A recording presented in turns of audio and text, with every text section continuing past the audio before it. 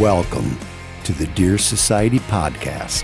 Here's your host, Brian Lemke. Yeah, this is who I am.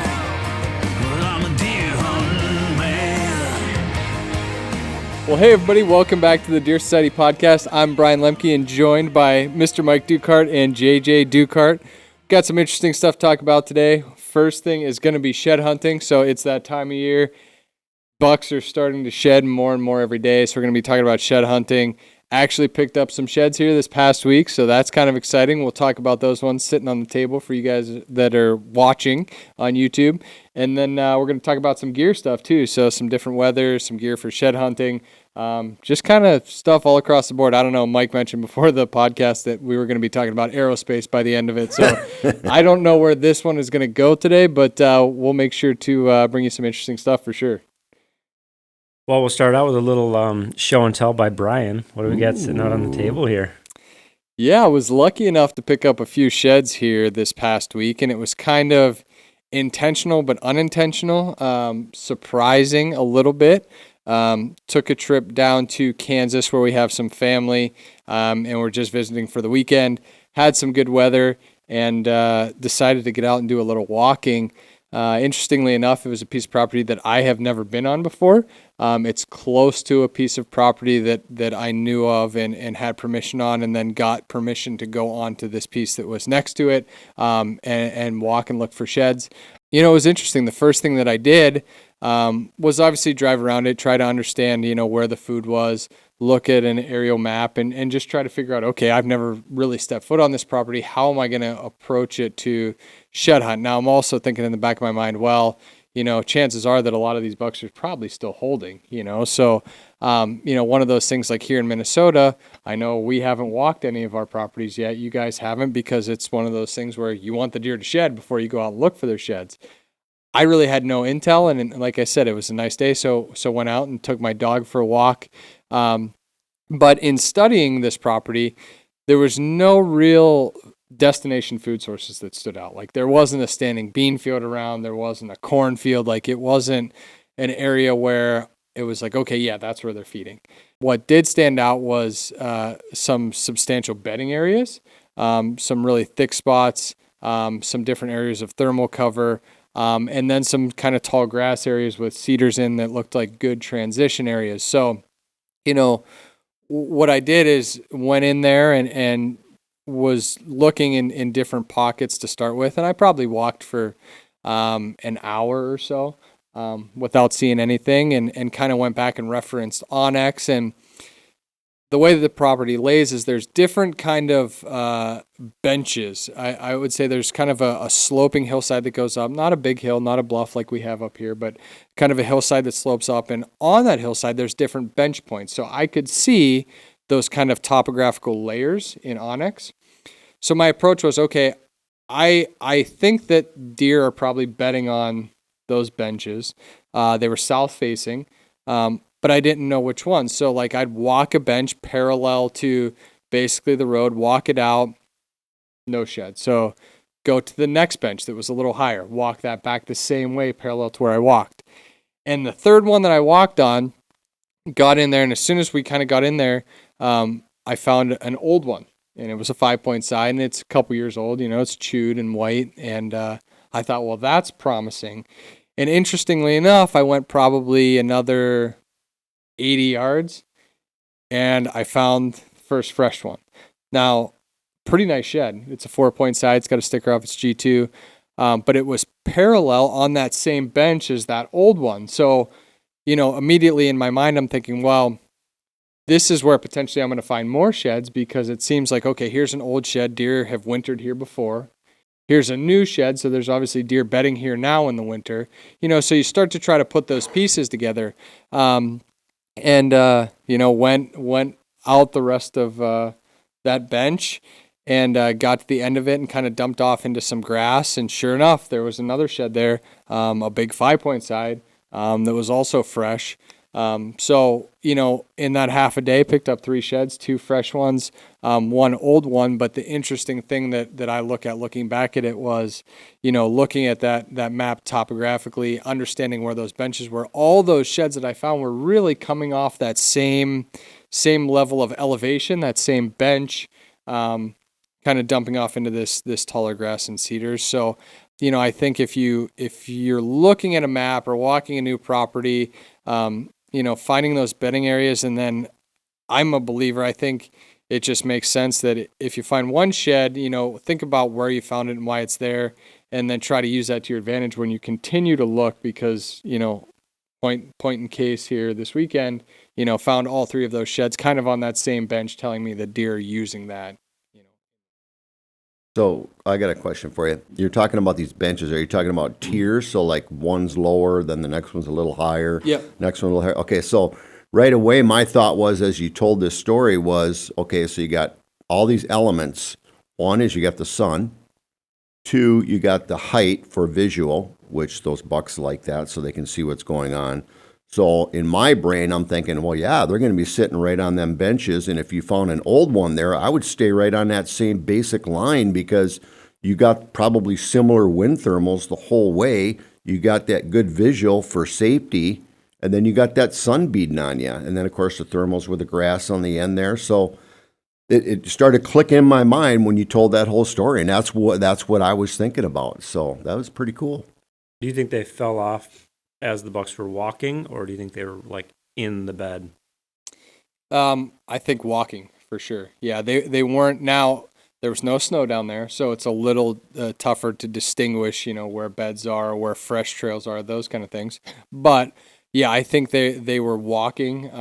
One for sure was in the grass, on a trail. The other one was on a trail coming from that bedding area, I think, to that thicker grassy area. Now the old one, that potentially could have been a bed, there. Now I'm sure it's been moved too, right? It's been chewed on and things over the years, but that was in kind of a more pine straw based thermal cover area where I think a deer could bed. So, that brings up a good point. It's like, where do you walk? You try to walk on the trails. Those trails are harder to see when there's no snow. Are they an old trail? Are they a new trail? You can kind of tell a little bit, fresh sign. But yeah, I think it's staying on those trails and not necessarily always staying on the same trail. On that same tier, I was zigzagging back and forth, kind of trail to trail, and making sure that I could see, as much as possible to cover as much ground as I could, being one person. Now, I did have my dog with. My dog Moses just turned a year old, and really tried to train him from the start to be a shed hunting dog. I don't think he's the best out there by any means, but I think he does a pretty good job. He picked up both of these big sheds. One I saw before he did. It was a thicker area, and we came around a cedar tree, and it was there, and I saw it and stood there for a second, and then, as he zigged back, he picked it up. And then that big 5-point side, he was kind of working the ground, and I had passed it and turned around to look for Moses, who was behind me, still kind of working back and forth. And I saw it as I turned around, and right about that time, he was coming across, and you could tell he caught its scent, went and picked it up. And man, when he picked it up out of the grass, I was like, holy smokes. Yeah. I didn't expect him to pick it up, that shed up. Right. It's a really good looking antler. Where exactly are these bucks now? I mean, these sheds? Somewhere between here and Florida is all I can tell you. Secret spot. But yeah, so, one of the things that I thought of too, when you're walking those tiers or you're walking ground, especially if you're one person, you can only walk on really one trail at a time. So, I try to, if I can, zig it back and forth a little bit, from trail to trail. But if I'm going to walk a trail, say there's 2 parallel trails that are 30 yards apart, well, you can only really walk one of those. So at one time, so I'll maybe pick the higher one. And that way I can walk that trail. And also, if you can get a visual on that lower trail, kind of kill 2 birds with one stone, save you some time. but just always trying to strategize when I'm walking through a section, how you can get the most visibility and cover as much area as possible with only walking with one person, Yeah, and these are not small sheds by any means. I mean, everybody that's walked through the door today looking at them has kind of guessed that 5+ age Oh yeah, class for sure. buck Especially at on that least one in the grass. based on the mass Yeah. at the bases. And I mean, 160-inch class, 60-some-inch class on the one, and I don't know what the other one would be, but I mean, big bucks. And it's kind of interesting because you found these, I mean, looking at them, no blood. Right. Third-ish week in January, fourth week in January, they dropped early. And I know the only bucks that we've kind of seen drop here in Minnesota, there was one, the oldest buck, 7-year-old buck. So it's like, yeah, are those big ones typically dropping early? Maybe. Well, Yeah, I don't know. And yeah, But it is crazy. There's no blood or anything on there. That's kind of weird And they were in too. the grass, he said, like kind of that one. So did they get rained on, snowed on? I mean, Yeah, it's super interesting. Like, and to be honest, when I first saw the tines on that 5-point side there, its tips were pretty white, and I thought, wow, it's an old one. And then he picked it up, and it wasn't until he got close to me and I grabbed it, and I'm like, well, this is a fresh shed. It's not old. I expected it to be old. And to be honest with you, I didn't expect to pick up fresh sheds, let alone that caliber of fresh sheds this early. I think. Again, we go back to what we talked about in earlier podcasts, deer drop kind of all different times of year. I think it's somewhat unique to deer, but it's also based on stresses. but what is stress in Kansas compared to stress in Minnesota based on the deer? I mean, we brought that up before. It was 30 some below wind chills. And I said, if the weather actually got up to 40 in the next day or so, we'd be running around with sweatshirts on. Well, down there, if a snowstorm comes through, and it dips down into the teens or 20s or whatever, that's almost like something we're getting here at sub-zero. And so it's tolerance too. Yeah, and it's all relative. And I look at it too, and I think about this now. Well, we go out to a farm here that we're going to shed hunt or whatever, and we recognize that standing destination food source. It might be a standing bean field. So those deer are getting a high quality of food source right now. Well, down there, I can tell you around this spot that I was shed hunting, there's no food like that. So, obviously they're able to browse and they're able to eat, to their typical food, but that food is not like here, So, are they more stressed because they don't have that high quality food source when it gets colder down there? I don't know. Well, let me comment on that because I've never really hunted out of state. I mean, JJ has a little bit. We basically, cut our teeth here on different lands, anywhere from private to, with permission, multiple people on it, to some state land. I mean, I used to hunt that when I was growing up, but we've never really hunted much outside of Minnesota. And I remember, I don't know how long ago it was, but JJ went down to Kansas and he had some success, brought back a buck. And we had taken some bucks as well. And the difference in the meat in the deer was so pronounced, where our venison had fat and it had more of a, like a lighter red, more like a darker beef type color, where the stuff down there was like a deep red, almost like a clean tuna kind of look to it. I mean, it didn't have that marbling and the fat and this and that. And it definitely tasted more sagey. I mean, you could taste it as well, but it was super, super lean.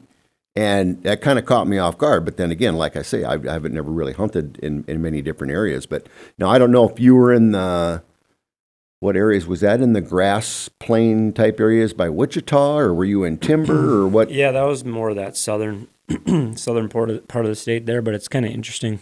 I was talking with Dan Kaufman yesterday a little bit, sharing some pictures. They're still hunting actually, which is bizarre to me going into February hunting season. But especially when our deer are shedding here, some of them. But I sent him a couple pictures of bucks, just Minnesota, Wisconsin. He can't believe how big our deer are here. And he's from Ohio, like body-wise. And it's like, I remember, hunting in Kansas, the buck I shot was just this tiny little deer. So all the different subspecies. I mean, so many differences across the country with all these deer. Yeah, that was a kind of a short-bodied deer. Yeah. Like, well, we just saw one in Wisconsin, and we didn't even identify that it was as big as it was until we saw another deer on the same camera in the same spot within a half hour go underneath, which we knew was a good deer. And then he showed this other one, up and comer, and he looked like, I mean, like a superior racehorse. His head was way up into the tree, and we're like, oh my God, that deer's huge. But you know, it's hard to tell with the ratios of the rack and the picture, and at night, I think, or I don't know. But it was just like, oh my God, when you compared the two, that deer was literally 6 inches taller than the other. And these are two adult bucks. You know what's interesting about that is you will not find anyone who can analyze a trail camera photo or video more than JJ over here. I mean, it's a daily thing where he's analyzing bucks, and it's pretty cool because I don't think a lot of people would pick up on that, like we were just talking about. And this deer is substantially taller. What you have a name for him already? What is it? Andre the Giant. He's Andre the Giant. He's long, just like a thoroughbred racehorse, man, and really tall. Yeah. Back is really high. Super tall, and it is crazy because JJ has these 4 pictures lined up of different bucks standing in the exact same spot at the exact same angle at the same tree, same scrape, and really same age class of bucks. I mean, we're not talking about a 4-year-old versus a 2-year-old. These are all same age structure of deer, and man, this buck just towers over just all these huge. bucks. It's crazy, wild, but you know, and to be able to pick that out is so cool, especially like among other like deer. You know, you see that a lot when you look at different parts of the country. So you can compare deer here to deer in Texas to deer in Saskatchewan. You know, I've filmed a lot and hunted in Saskatchewan. And those deer are hard to judge because their bodies are so big. Burly. Sometimes they Yeah. dwarf the rack. You know, when you put a rack on a Canadian deer, on a Kansas deer, well, then it changes how you look at it a lot. So same with Texas. You see all these deer in Texas that are like, man, that's a freaking giant. And maybe he only scores 140. Wow, it's because The his body body's ratios, smaller. yeah. But, you know, it's for you to be able to pick that out on a like deer, same farm, same age structure is pretty unique. Pretty Yeah, wild. and what was weird about it is the body ratios were very similar, all the deer. So if you weren't really paying attention to the surroundings, you wouldn't have been able to tell how big that deer really was. I mean, it was pretty cool. Well, hopefully in a couple weeks we'll bring those sheds in and Yeah. see how big he really is, because that kind of throws you off too on the size of the deer. But I mean, looking back at these Kansas bucks, I'm assuming, and you would know better than we would, these are pretty big body deer based on the size of these. I mean, the bases on these sheds. Yeah. I mean, are those deer pretty big too? Yeah, and they are pretty big, and we're talking about a northern part of Kansas here. You know, it's interesting. I'll have to go back and look because, like I said, I've been on the property right next to this one basically, and ran cameras there. My wife had a tag a couple years ago, and ran cameras there, and had some pretty good bucks on. And I have a feeling actually that I have pictures of at least one of these deer. Now that'd be 2 years ago. I have no idea what happened there last year. And like I said, that this actual property is brand new to me.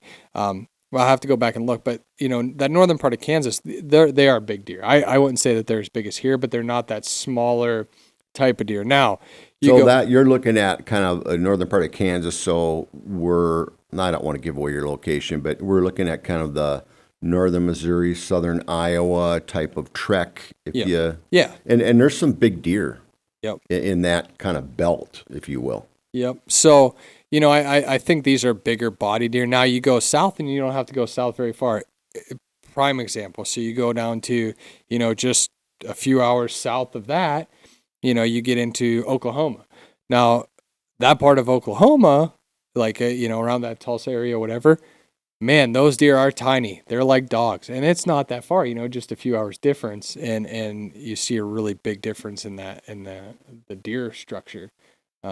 So yeah, interesting. You know, these bucks, that was what surprised me the most. You know, obviously, you know, long tines, great frame on these bucks, but the mass, you know, you pick up these sheds and they're heavy, you know, they're heavy to hold, you know, definitely mature, you know, whether they're 5 or 6 or who knows. Well, it's that hard one to on say. the left has got to be, and then once again, it could be genetics, but just the base on that, it's got to be at least 6 or better, wouldn't you think, Jay? It's probably Hard to know. 6. It's hard to say, but Hard to know. I mean, at least 5. Yeah. Who knows? well, if you compare those you don't bases know. to our 5 and 6 year olds, it's like right in that Because we've 6-year-old shot, range. Yeah, kind of a little off topic, but you get a 6-year-old or something like curly, tiny bases. right. That's a too. good point. It's That's a hard good to know, point. but I mean, It's hard to overall, know.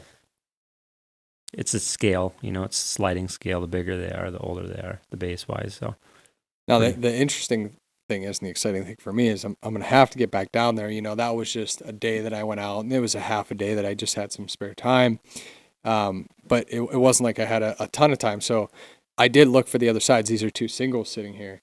And I would imagine the other sides can't be too far. I mean, now, not saying that a deer can't carry the other side for a long time, but on the other hand, you got to think that's uncomfortable on their head.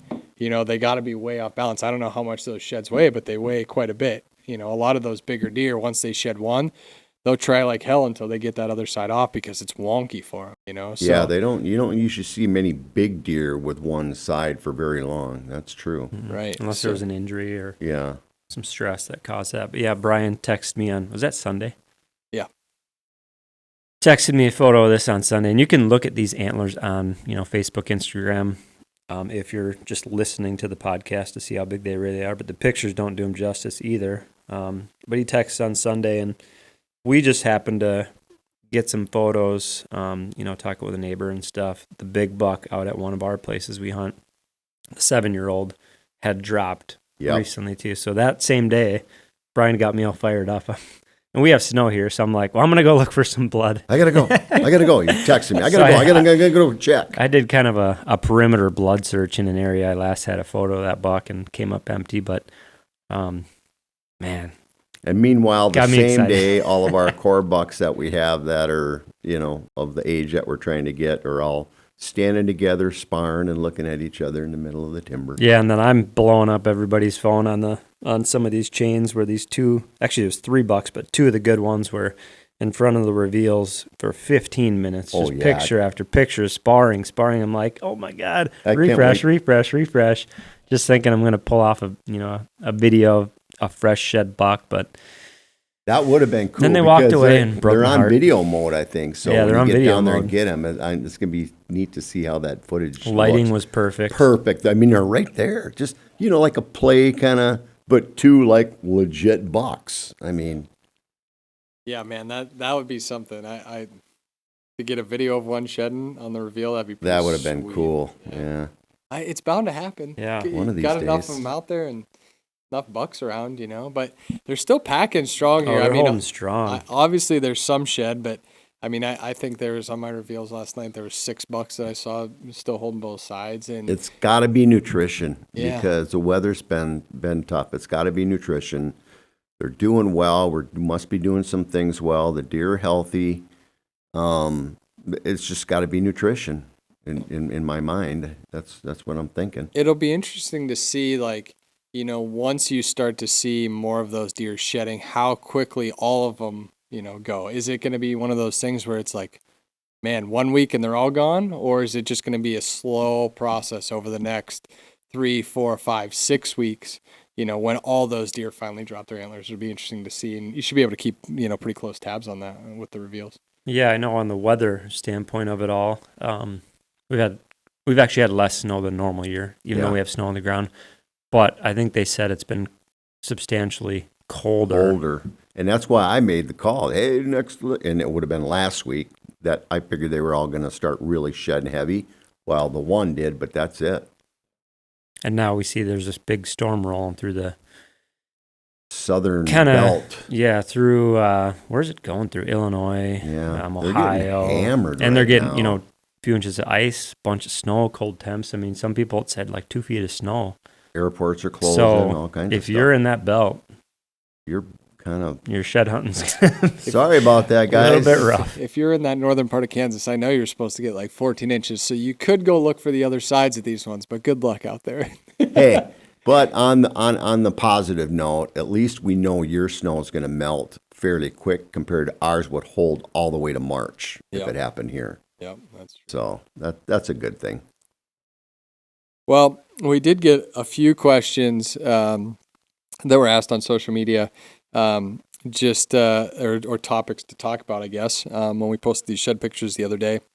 And, just to note, we're going to keep doing that, asking questions, and we want to talk about things that you want to hear about. So, make sure you're interacting with us. Make sure you're dropping comments, whether it's on YouTube or Facebook or Instagram, because we want to talk about some of those things. I know we had a question come in about, shed hunting and what type of, what sides of hills you're shed hunting on, and some of those things. I think we touched on that a little bit. These were south facing, and we've talked about it in the last podcast too. South facing slopes are great because, they're getting the most sunshine, with the cold weather, especially here. Bucks are trying to get as much warmth as they can. And thermal bedding versus sunlight. I mean, there's a combination there that you can utilize in the same way. Yeah, absolutely. Thermal coverage, just think about where those deer can go and get warm, and think about, those places that are going to melt off the fastest, because if a deer can access, any kind of nutrient or grass or whatever it is that melts off the fastest, that's where they'll go. And this time of year, that's why you find a lot of sheds in those spots. Yeah, as far as the south-facing slopes, I can think of one in particular on our property, just south of the football field. I always think like, oh man, that little knob, sun's just beating down on that place. But we never found a shed there yet. Never really found many sheds there, but I do plan to go out there and kind of clear some canopy. So maybe in future years, get more sunlight in there, and really start to put the food close by, and maybe that'll be a hot spot. So I guess if you're doing some habitat work soon, you could think about that too. If you're not only just shed hunting, they like to bed there all year long, but kind of, improve some of those areas this time of the year. Open them up, let some sun in, do a little hinge cut, and so let the fun begin too on that side, and shed hunt while you're doing it.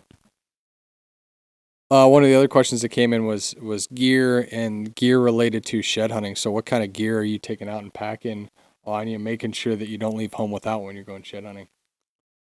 Well, we're walking smaller tracts of land. If I was out in big country, it'd be a different story, but pretty simple. If it's going to be a long day, good pair of boots. I bring actually an extra pair of socks if it's a real long day. Just keep your feet nice and comfortable. Backpack to throw the sheds in, which don't always fill up. So something with some straps on it, some bungees, some buckles. I don't know how you were carrying these around, Brian. I don't know your system, but yeah, just a backpack full of stuff, a lot of water, a lot of hydration. You may not think you're getting dehydrated walking around that long, but if you start to get a headache, you know why. And just have fun. Binoculars for sure. But yeah, gear-wise, are you saying more, you think more like clothing line, like layering systems, or? I think both. I think we can touch on both. I think I agree with a lot of what you said. Obviously, binoculars are such a key thing, when you're out shed hunting, especially when you're out for long days. Save as many steps as you can. Use your binoculars. And there's so many things out there, we talked about it, that look like sheds. If you can save yourself 40 steps and use your binoculars. I always have my bird's binoculars with, and that's a big one for me. Backpack for sure. I have, my dog whistle, because I have my dog with, so a peep whistle.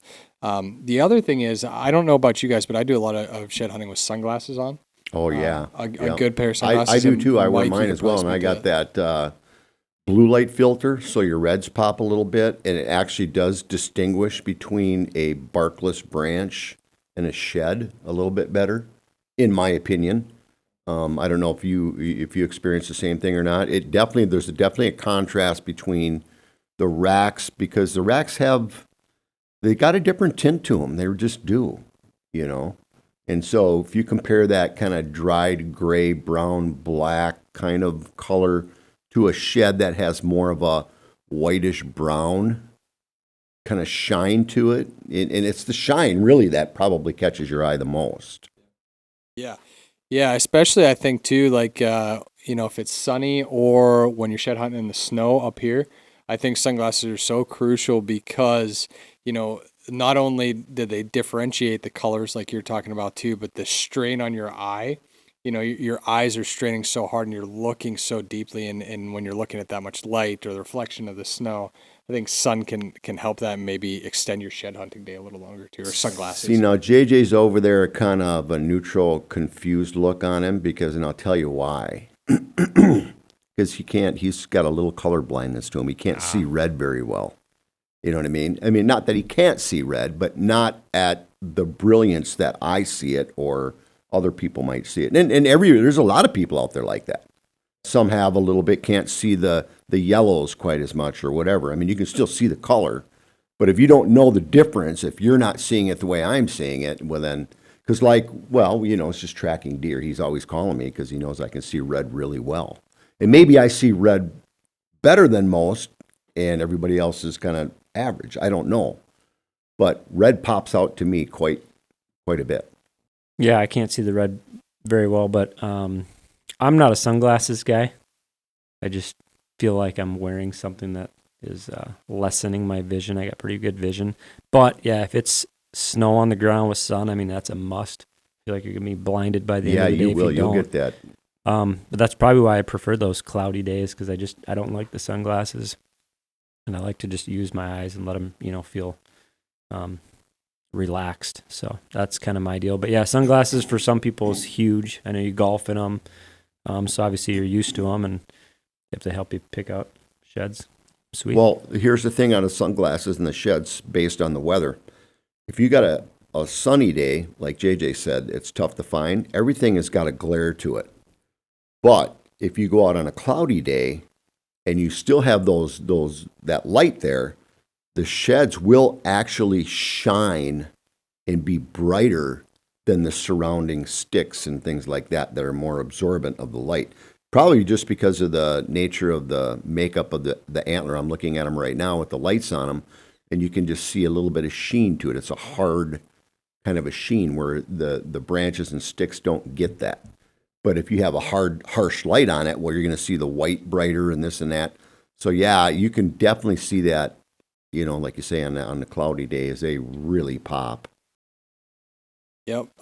I think, it goes back to, training your eye too. It goes back to maybe throwing a shed out there as you're walking or whatever, just to train your eye to see that, because it is a noticeable thing. And I never really realized it. Like I said, I've done a lot of shed hunting as a kid and not found a lot of sheds, but never really knew what I was looking for. Wasn't probably hunting in the right areas either. But, when you see a shed there, every time you go, you could find 100 sheds in your life or 1,000 sheds. And every time you go out, I think, and you see that first shed, it's like, oh, your brain goes, oh, that's yeah. what You get that little rush of adrenaline, and you're like, all happy, and like, there it is. Yeah, and for the rest of the time, then you're thinking, and your mind has an idea of what it's looking for, even though you may have picked up a million. You kind of retrain your brain every time. Let's talk a little bit about gear, boots. I know you mentioned boots. I know a lot of guys who shed hunt in rubber boots. Now, I think they're shed hunting smaller tracks. They're not obviously walking miles and miles and miles in rubber boots. But when there's snow on the ground, or if you're crossing streams or creeks or rivers or whatever, rubber boots are nice to have. I'll tell you, I don't typically shed hunt in rubber boots. I wear, hiking boots or Kenetrex and that are comfortable. I can walk in them, but I do like to really wear gaiters too. So I don't know, you don't see gaiters as much anymore, but when I'm shed hunting, almost always I wear gaiters. One, for the brush, but two, just keeping the bottom of your pants dry so they're not dragging and weighing you down. I think gaiters is a must for me when I'm shed hunting. I tell you what, let me come at this first from a different perspective, okay? Because I'm going to go back, and these are the joke days where you laugh about the Wonder Bread liners and stuff like that. If you've grown up, or if you, let's just say maybe you can't afford, a Sitka or a high-end boot or something like that, you don't really think about it that much in that way, because you've already experienced a very low level of comfort or a high level of discomfort, whichever way you want to look at it, and you're used to it. And you may think that, the $300 pair of boots is pretentious or whatever, you know what I mean? So there is a a class of people out there like that, and I would consider myself one of those. Now, I'm going to walk you through my progression on that. So, yeah, I grew up with nothing. You know, we had we just put on a pair of shoes basically, and then we would put literally plastic bags on our feet so our feet wouldn't get wet over our socks and our shoes. And then we take these rubber galosh boots, we put them over, they got metal snaps on them, and there was no warm factor. Well, then now we'll fast forward. Well, then they came out with the insulated boots, and I don't remember what they were called. There was a name for them. You'd remember if I said potentially, but they were green. And those were the latest, greatest boots, and the farmers were wearing them and all this stuff. And so we graduated to that. Well, it was just rubber, and it got cold, and your feet froze. And so we went from that to that to that. So I grew up hunting as a teenager with these basic, hiking boots were basically a brown leather, raw leather boot that you'd buy from like a Fleet Farm or a Farm and Fleet or something like that. And as soon as the water hit them, they'd get soaked. And so I hunted like that for a decade or better, probably decades. And so my feet would always get froze, but it's just part of hunting, you suck it up. If you're a hunter, you're a tough guy hunter. And then these Rocky boots come out, and it was the big craze and the big thing and this and that. And I'm like, $125 for a pair of boots back in the 80s or whenever they came out. I don't even remember. There's no way. And I was so stubborn. There was no way I was going to pay that for a pair of boots. When I could get them farm boots for $35 down there, I was not going to pay that kind of money. And that's the way my brain has been trained. So finally, I'm like, the heck with it. I'm going to go buy me a pair of them. I had some extra money, and I bought a pair. And I got sick of my feet freezing and being wet. And it changed my life. I mean, to have a pair of boots and to be able to go out in the field, walk through wet grass in the morning, have completely dry feet, and even have a warmth factor because they had a little thin slate, I think they put in them back in the day. And, the light came on. It's like, oh my God, really? Why was I so stubborn for so many years? So I just wanted to kind of bring this element into the conversation because now you look at Rocky would be like the $35 farm boot, the ones that I bought back in the day, compared to what we have for high level clothing and boots today. And it's extremely expensive to pay for that stuff. And it seems pretentious when they got these models wearing them around and like Brian and JJ running around and we got us old fat guys out there. But it's like, do we fit in that model? So I wanted to bring that up because it is really a topic for conversation. And I can see that communication in threads online.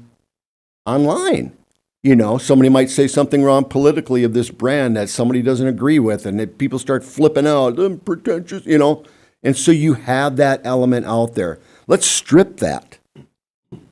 And listen to what I told you. Now, can you afford it? Is it worth it to you? That's personal preference. But I'm telling you, the clothing out there right now and the performance that you can buy, you got to pay for it. It's life-changing, and that's the God's truth. So that's what I wanted to get out there. Yeah, no, I think that's a great point. And there's everybody's on different levels and has their own means and what they can do and what they want to do. And I think that, yeah, it's a great point. I think that, let's face it, you could go out and you could shoot a deer with the most high-powered, ridiculous $10,000 rifle, or you could still go out and you could shoot a deer with a bow that you made in your garage. There's so many levels and things in between, and you'll never hear anybody at this table talk about, well, you should do it this way, or you have to do it this way. The things that we talk about are, things that have helped us enjoy the experience the way we want to enjoy it better. That's really the point that I really wanted to get to, because buying good, nice, expensive boots and clothes is going to make you a better hunter is a strong statement, but it will, for the most part. I think I can stand behind that, a statement like that. It's going to make you a better hunter. And not only that, you're going to enjoy it more. You're going to get out more. So when you have that bad day, and if you have poor clothing, and you're going to all those bad memories of getting your butt kicked or getting out in the stand and having to wait for the sun to come up to warm you up a little bit, and you're just like dog frozen. Your mind now is changing, because as you get cold, your mind is not processing the same way. And it's going to make you a better hunter. You're going to stay out there longer. You're going to be more aware. You're going to be more efficient. You're going to enjoy it, and you're going to probably hunt more often. So I'm going to get behind that statement. I agree with that. Yeah, I mean, the longer you're in the field, the higher chances of success, unless you have zero strategy while you're out in the field, then maybe not. I'm just going to go back to boots quick.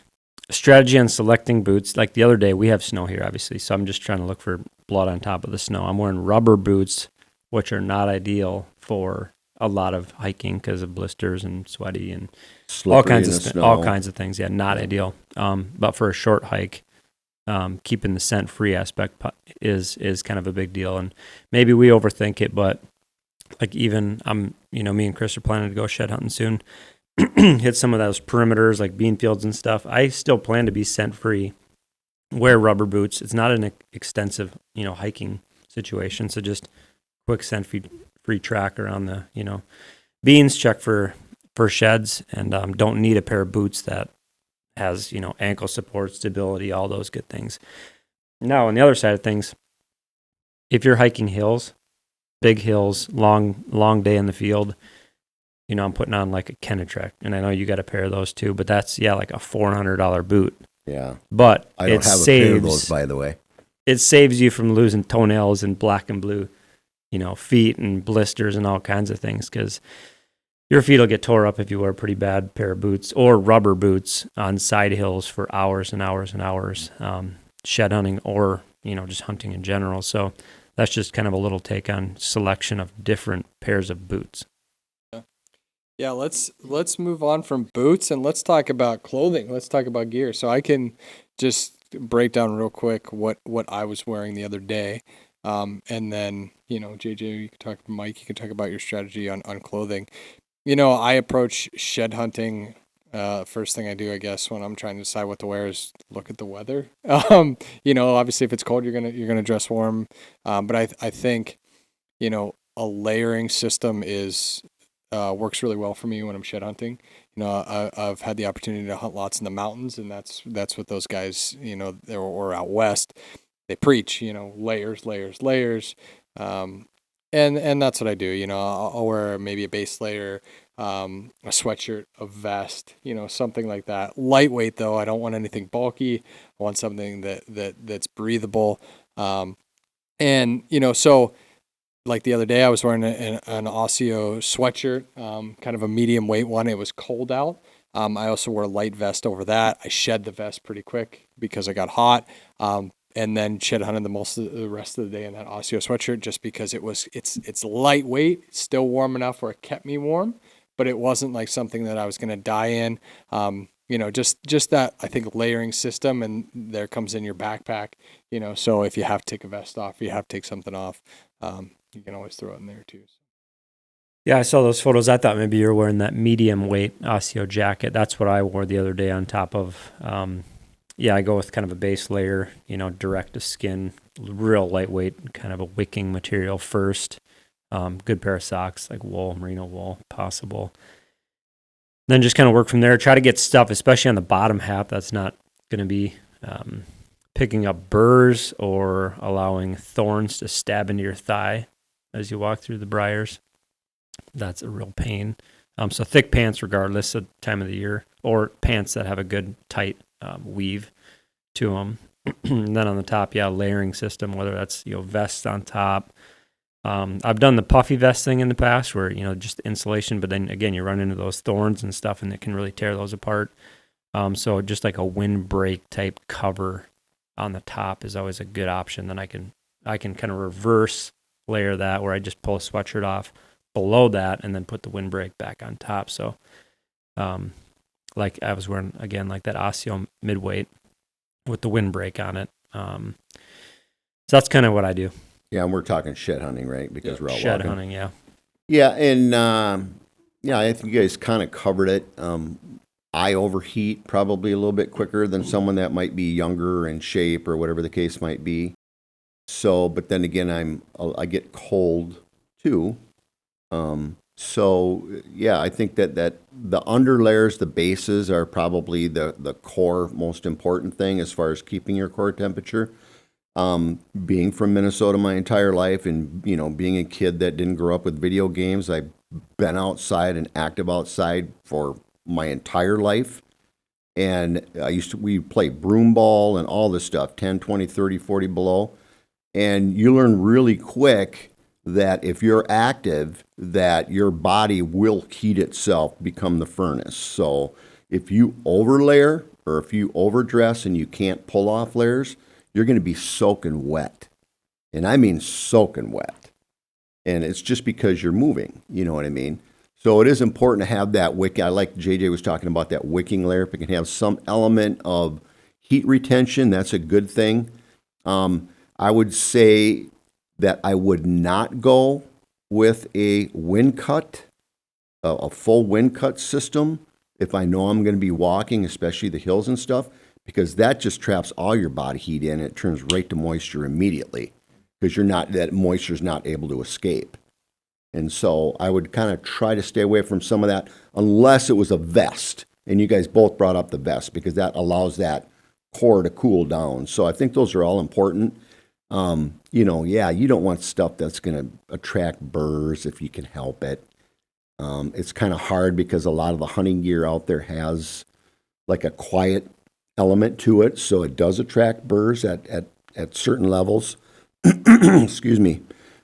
But yeah, I think you guys pretty much covered it. But layer it up, keep it so that you are going to overheat and be able to take some of that stuff off. And hats, same thing. I like the hoodie because the hoodie you can use it as a you got a hand warmer inside. You can store things inside in your pouch, and then if it gets windy and you get up on the hill and the knobs and whatever, you throw that hood on. And it takes that edge off. So I like the hoodie. That's a good one, too. Yeah, those newer, I like that Osio one. I'll go back to. Yeah, I wore that. The hoodie you have is a medium weight, I believe. So you can pull that hood over, and then you have that neck protection, kind of like a warming neck system on that, too. And you can go back and forth with it without having to, pull off a neck gaiter and this and that. Some of the funniest moments in the field is when you look back, whether it's shed hunting or whatnot, or tracking a deer, and the person behind you, most notably my dad, has about 7,000 burrs on his clothes, and he's just stuck. Oh, man, that is hilarious. But those little ones, I don't know what they're called. Those little ones are brutal. I don't know what they're called, but you can't get them off. The worst. Unless it's not you, and then it's really funny. We'll have to dig back and find some of that footage of. You have to have a picture somewhere of Mike with covered up in birds. It'll be like an entire bush of burr. It's like I can't see them. I mean, I can see the big burr bushes, with the big round ones, but them little tiny ones, it's like I'm looking for them because I don't want to run into them. And all of a sudden I look down and I'm just covered in the dang things all the time. Only way he's coming is you can see his Wonder Bread bags coming on the ground. Wonder Bread bags, and it sounds like Velcro when my arms go away from my body because I'm so full of burrs. But. There you go. Well, no, that's awesome. I think that kind of covers it on shed hunting gear. There was another question that came in, and it was about dogs. Obviously I had my dog out with. We're going to be doing some more shed hunting with dogs here this year too. Chris has got a dog. Jeremy Moore with Dogbone. We may do some stuff with him, and I want to kind of direct questions that way. I would say that Jeremy Moore with Dogbone, I believe his social media is like Dogbone Hunter. So you can find him there. He's got so much good information out there on dogs and training and shed hunting. My dog's just turned 1. And like I said, I think he does a good job, but I'm not a dog trainer. Now I did train him myself, but with the help of Jeremy's instructional videos. I mean, that's where I got the foundation to not only train my dog when he was a puppy to just obedience wise, but then try to morph him into somewhat of a shed hunting dog. All my material came from Jeremy Moore and Dog Bone and his YouTube and his social media. So, I don't want to get into too much about how to do this or how to do that because I'm by no means an expert. But he is, and he's got a lot of good information out there, you go on your phone, go online right now and find it. So, definitely a valuable resource there when it comes to dogs. Yeah, it sounds like he's going to swing over here in the next few weeks or month, do a little shed hunt with him, talk to him about Chris's dog, maybe your dog a little bit, watch his dogs work, and then we can record a podcast and really dive into that. Yeah, maybe do a little bit of filming and stuff on that and put that out on the Deer Society platform as well and get some insight there. And yeah, he's a great guy. It was great spending time with him too. So kind of excited about having him come. On that note, JJ brought back the burr nightmare in my head. And so I have a new strategy and maybe I'll start, putting this information out there for shed hunting. I'm going to get a brand new pickup, a Denali, sit there with my Bose speakers on and my hot coffee. I'm going to fly my drone and send my dog out. There you go. That sounds like a great plan. Hey, if you can make it work, go for it. To go even further, if Onyx had part of their app track your dog, and then you could get the little tracking system on him. Oh, that do they have cool. the stuff like that? Well, they can you track your dog? Can on you a track map, where your see dog's where he steps are? grid searched your property? Wow, that'd be cool. They sure do. Yeah. No, I don't know how many. Yeah, I'm sure there's people out there. I don't have a GPS collar on my dog, but you look at people that are using dogs like for to hunt out west, mountain lions, things like that, and then just bird hunting dogs, things like that. I mean, there's a lot of those dogs have GPS collars, and I'm sure that on your phone you can see exactly where that dog went. So it'd be interesting, to get something like Onyx and then match it up with your property and your start your gridding it. layers Yeah, exactly. Yeah, it'd be pretty interesting. That'd be crazy. Technology these days is pretty wild. Yeah. But. Well, on the topic of maps, back to these two sheds. If you didn't have a map prior to going in there, do you feel like you would have found these sheds, and how would you have approached that shed hunt that day? That's a really good question. I don't know. I think it would have been a lot more luck, to be honest with you, to pick up those sheds. And obviously there was a lot of luck involved, but I think that I would have been even more blind in going in there, especially looking at it from the outside of the property, because this property, again, it's dense in the middle. So I can't see a lot inside of it from the outside. So just going in on one side without looking at a map, it's like walking into a jungle blind from eye level, and not you can only understand or see what you can see with your eyes in front of you. So I think at that point you would just be following the heaviest deer trail that you can find and taking it from there without understanding anything. I'm a big believer in shed hunting. Is one of those things that it's not a simple thing, but I think we can break it down pretty simply without overcomplicating it. It's understanding where the deer are in the winter, where they're bedding, when they're shedding, and where they're going to food, because that's what their mind is doing then. That's what their bodies are doing. They're not out chasing. They're not traveling big distances. They're simply going from bedding to food. Now they're doing other things other than that, but to break it down in its most simple form, that's what they're doing. So from a map and understanding that overall structure, I think is huge in being more successful or increasing your chances on finding sheds. Yeah, because you didn't have any snow and real fresh sign to go off like we do here. When I went the other day, just for that little perimeter blood track type situation, I mean, I could see exactly the exact trail all the deer were using, and 90% of the field was not used. So if I came back, or if there was no snow, how would I know where the deer were walking in a wide open field? I have no idea. Right. Yeah, the snow completely highlighted everything that was happening, but without that, map is huge. Yeah, map, and if you don't have a map, and now I don't know in what situation, I would just recommend anybody to utilize a map now. to try to get that picture because they're so accessible. I mean, on Well, your digital phone. maps. I mean, you just pull up your phone. You know, Even I mean, even if you're not using Onyx or Huntwise or whatever it is, I mean, pull up your Google Maps or Apple Maps, right there on your home screen on your phone, you can at least get an idea of what that aerial image looks like to give you a better idea. But if you're going to go into somewhere blind, yeah, I don't know what the good answer to that is. I think it's trial and error. It's going through, it's zigzagging, it's covering as much ground as possible until you find that first clue. For me, that first clue was old shed, from previous years. Well, that's a clue that, okay, deer have wintered here, and then the next one, okay, deer are wintering here right now.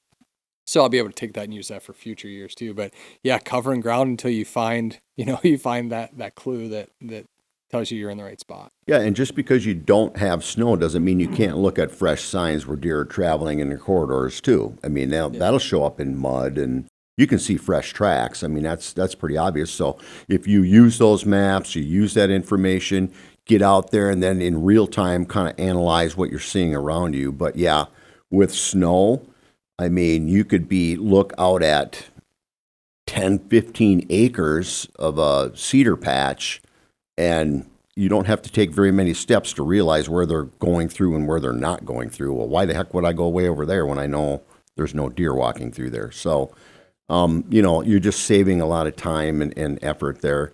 I had another thought, and I can't think of what it was. It must be brain fog from my COVID shot. So I'm going to pass it over to JJ. Back to the map on the Google Earth mapping. I don't think you have yours pulled up right now, but there's a feature on the top where you can select like the daylight.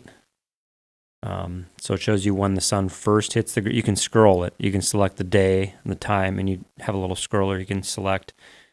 So like for tomorrow, you can see where the sun first hits the terrain, and then scroll it through, and then everything brightens up, during the day. And then in the evening, it'll show you where the sun last hits too. So you can, this time of the year, go to Google Earth. You can see exactly where the sun first hits and where the warmest area of, all the habitat is too. Yeah, and then look at whether you got, big canopies or if you got, warm season grasses or what you got there too. That's good tip. Great tip. Right I don't know if it'll help, but Hey, it's a good tip. I though. like to look. It's fun. It's a great idea in theory. in theory. I mean, when it comes down to it, if you want to find sheds, get out there and walk, Well, yeah, and cover all ground. I know is if we did it the way we did when we first started looking for sheds and never found anything compared to what we're doing now and the things that we're talking about, we're finding sheds. So, I mean, you will progress, even if you're a beginner or if you don't have good areas to go to. Just by gathering information like this, you will become more successful shed hunter. There's no doubt. Absolutely, and I couldn't agree with that more. And I think as we run out of time here, I think that if you're new to shed hunting or you haven't shed hunted before, I encourage you to get out there and do it. I will tell you, for me, it's a great thing. Like, I take my boys, especially my oldest boy now, who's not that old. He's gonna turn 4. And he can't get out and walk a bunch, but I'll throw him on my shoulders. My wife likes to go. It's a family-friendly, camaraderie-driven thing, that you can go out there and walk together and get some exercise and get out of the house, and it's fun. It's like a big treasure. Yeah, hunt. you go out and you have fun and you're spending time with the family. My wife, she likes to shed hunt. It's weird because she don't hunt. She doesn't do anything but she likes to shed hunt. And before I forget it, that thought came back to me. What I wanted to mention was, as you start to get a little bit of history of where you're finding sheds and what the deer are doing and this and that, and overlooking these maps, keep in mind that the food is changing from year to year. So that may have an impact. And the type of food, is it a carbo? Is it a protein? Whatever it is. So just throw that one more element in there. But yeah, as far as we got some great memories. The one memory I'm going to remember is we took out, the whole family was there. And then Chris and Kayla brought their dog, Bear. And that was Bear's last year. And so we always had that, pictures and video. And then we actually created a pet cemetery out there for Bear having her last real activity before she passed away. So there's lots of fun to it. And then I remember JJ's newborns. He'd put them in a backpack, and he'd be out there walking around, shed hunting when they were 9 months old, and that's just so cool. I want to hear what phrase your little girl said most when she was on your back and you took her shed hunting. She always said, well, it depended on what question I was asking. It was always, all does, no bucks. Yeah. All does, no bucks. Yeah. Hopefully you can change that. Let me expand on that. He goes, "What's Grandpa shoot? All does, no bucks. All does, no bucks." That's how he framed that. Gotcha. And she still says that too. But yeah, I was thinking this year, over the past couple of months, like, what's the backpack system going to be now? Because she was, 1 year and 9 month old last season. Trying to shut it. Now she'll be almost 3. Does she still fit in the backpack? I don't know. She can't walk very far. She'll trip, and then that'll be a disaster. But now there's a second kid, so it'll be about a 3-year-old and a 1-year-old. Got to reassess the backpack situation. But yeah, get out there, have some fun. It's typically just field edge stuff because you can't drag them through the brush. No. So, walk some field edges, openings, let them fall down a little bit. Corn, beans, yeah. They're not going far. For them, it's like a big treasure hunt, Yeah. You give them any idea of something. Oh, you're going to find, try to find a shed and look for this and look for that. And, it's amazing. It just goes back to how much stuff that kids can learn in the outdoors and different things. There's so much to learn and to see and experience. And shed hunting is a great way to do it. So get out there and try it. It's so interesting, and people may not understand it. Like, I look at this shed, and my father-in-law always asks me, he's like, "Why do you go out there and walk all around and to pick up a horn on the ground like an antler? What's?" And he's a hunter, but he has no appreciation or concept for going out and going shed hunting. And I look at this horn and I think, man, first of all, the strategy that goes into figuring out where to go. Second thing is the excitement of seeing a shed and going to pick it up. But the third thing is when you pick up a shed like this and you look at it, yeah, it's just an antler, or it's just a bone. But like, you think about the life cycle of this thing. This is a thing that grew just this past year on a deer's head. It shed the velvet. It carried it around all the places, if it could talk, carried it around the entire fall, and you spent your whole fall trying to figure out where it was. Went all around, and then he sheds this antler, who knows where, and you go out and find this needle in a haystack, and to pick it up and to feel it and to hold it and to think about the history of just this one antler in 1 year and the uniqueness of it, man, is pretty cool. Yeah. And Hey, go ahead. chances are he's going to be around next year if you found a shed. Right. And one more element to that. How often do you ever get a chance to see that particular deer of that age class in real life? And, you're literally touching a part of that deer where there's a chance that you wouldn't see that the whole entire season, that deer. And if you did, he might be 40, 60, 80, 120 yards away. And that may be 1 or 2 encounters the entire year. Or his whole Now entire you life. got it in your hand. Yeah. You know what I mean? And there's something to be said for that. It's almost like you harvested the deer without Kind of. actually shooting the deer. Kind of, in And a the way. good thing is they're still walking around. Right. You have that rack, which it just feels almost like, yeah, you shot him. You didn't, but You didn't. there's that like feeling of that harvest. It's that connection that you're looking for. Absolutely. And that's like Skyscraper is a perfect example of that. It's like you had how many photos and videos of Skyscraper before you killed them. And then, years before that, neighbors would bring in the sheds or you'd find the sheds. And then how much different do you feel? Like, yeah, you build this relationship with them and you see all these trail camera photos and videos of them, but then you hold his sheds and it like all becomes real. And you're surprised and how big he is and how much character there actually is there. And I don't know, there's just something special about picking up a shed like that, and it not just picking up an antler and throwing it in your backpack and keep going, when you think about it in a more intimate way. Pretty cool stuff, I think. So, well, we're out of time. guys, good luck out there shed hunting. We're just getting fired up here in shed season. A lot of the bucks haven't even dropped yet, so there's lots of time to get out there. The best is yet to come. We're going to be shed hunting here. We're going to watch our reveals, see when these bucks are dropping. But we're gonna have some fun doing it, and looking forward to spring and showing you more antlers. So keep an eye out on social media for that. A lot of our teams are going to be out there too, down in Iowa, Ohio, all those guys picking up some big sheds hopefully. So thanks for listening. Make sure you subscribe on YouTube if you haven't done it already. Make sure you download the free Deer Society app. Appreciate it. Good luck this spring, and we'll catch you next time. Well,